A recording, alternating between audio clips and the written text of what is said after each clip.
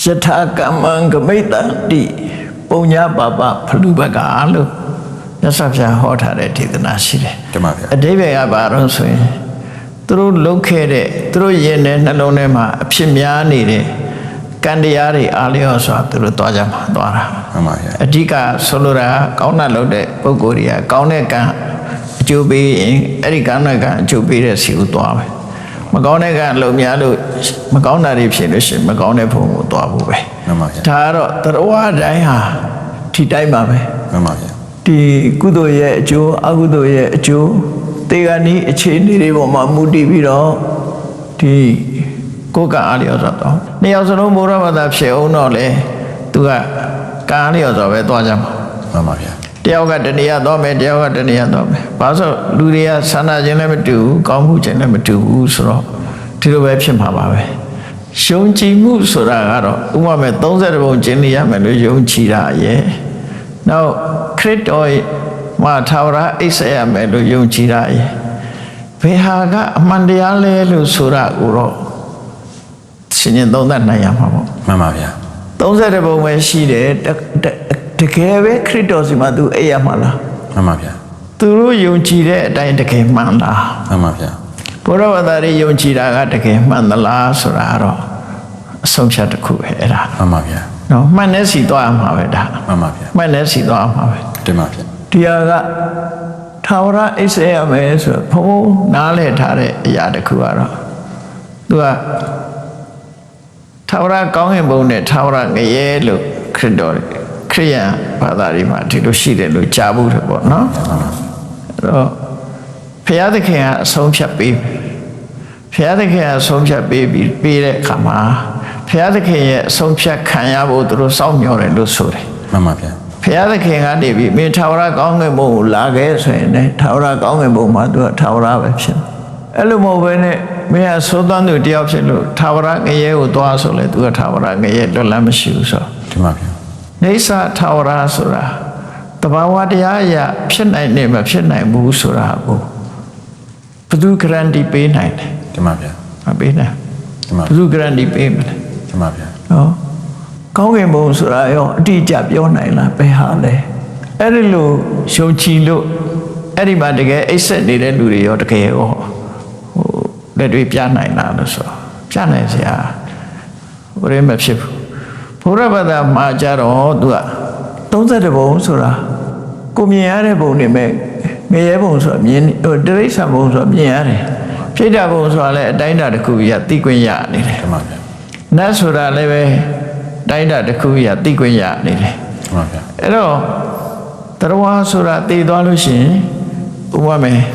တိရစ္ဆာန်ဖြစ်ခြင်းလည်းဖြစ်မယ်ငရဲကြရင်လည်းကြမယ်ပြိတ္တာဖြစ်ခြင်းလည်းဖြစ်မယ်လူတွေပြန်ဖြစ်လာပြီးတော့လူဝင်စားတွေဆိုတာလည်းရှိတယ်အမေရိကန်နိုင်ငံမှာလည်းပဲကိုလူဝင်စားတွေအကြောင်းရေးပြီးတော့သူတည်သနာလှုပ်ထားတာရှိတယ်မှန်ပါဗျာစာအုပ်တွေထွက်ထားအဲ့ဒီမဲ့ဗမာဘုန်းကြီးတစ်ပါးရဲ့ဗမာဆရာတော်ကြီးတစ်ပါးရဲ့အကြောင်းပါတယ်မှန်ပါဗျာအဲ့ဗမာဆရာတော်ကြီးကတက်တော့90 100လောက်မှဆန်ဖရန်စစ္စကိုကယ်လီဖိုးနီးယားဆန်ဖရန်စစ္စကိုမှာခုတော့ပြန်တော်မူသွားပြီအဲ့ဆရာတော်ကြီးကသူကအတိတ်ဘဝကိုသိတယ်သူ့ရဲ့အတိတ်ဘဝကိုသူကပြန်ပြောနိုင်တယ်မှန်ပါဗျာသူကဘယ်ဘဝလာတာဆိုပြန်ပြောသူ့ကိုမေးမြန်းပြီးတော့သူ့အကြောင်းမှပါတယ်လို့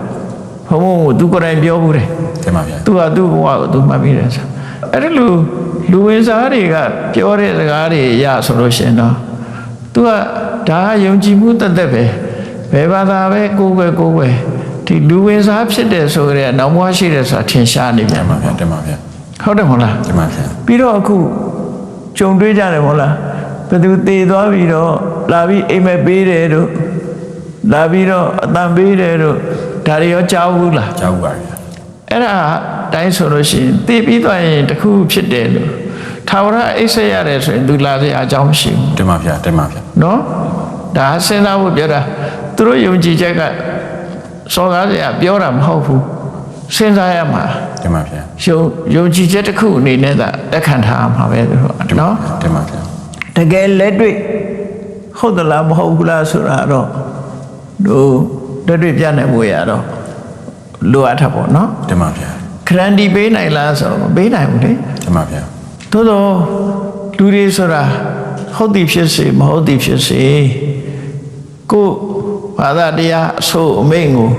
မျက်စိမိတ်ပြီးတော့လက်ခံတာတွေအများကြီးပဲတင်ပါဗျာဒီကနေ့ခေတ်တိုးတက်တယ်ဆိုရခေတ်မှာတော့မှပဲ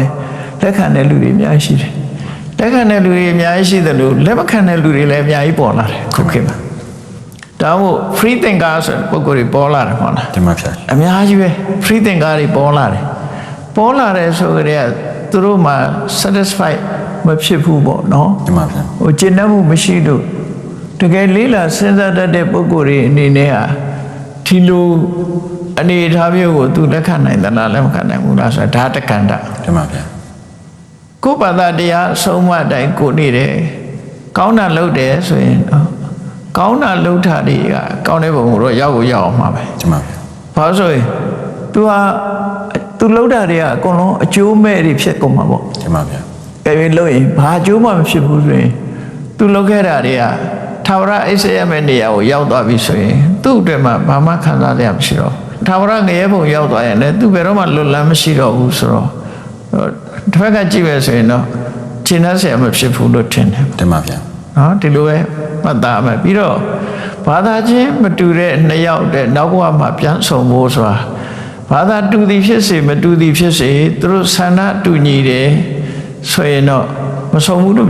မပြောလို့မရဘူးဆုံနိုင်ပါတယ်တင်ပါဆုံနိုင်ပါတယ်တင်ပါဗျာမြတ်စွာဘုရားရဲ့အဆုံးအမတရားတော်ထဲမှာဆိုရင်ဘဝတိုင်းဆုံစည်းဖို့ဆိုရင်